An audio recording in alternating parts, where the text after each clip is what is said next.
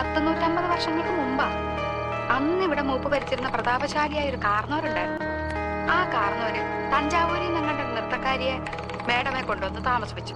നാഗവല്ലി എന്നായിരുന്നു ആ തമിഴത്തിയുടെ പേര്. തമിഴത്തി വേറൊരാളുമായിട്ട് സ്നേഹത്തിലായിരുന്നു. രാമനാഥന്റെ പേരിലെ ഒരു നൃത്തക്കാരനുമായിട്ട്.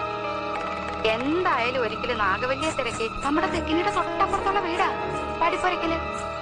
എന്തിനു പറയുന്നു, കാർന്നോരെങ്ങനെയോ ഈ രഹസ്യങ്ങളൊക്കെ അറിഞ്ഞു. അന്ന് അർദ്ധരാത്രി നാഗവല്ലിയെ കാർന്നോര് നമ്മുടെ തെക്കിനും വിട്ട് വെട്ടിക്കൊന്നുകളഞ്ഞു.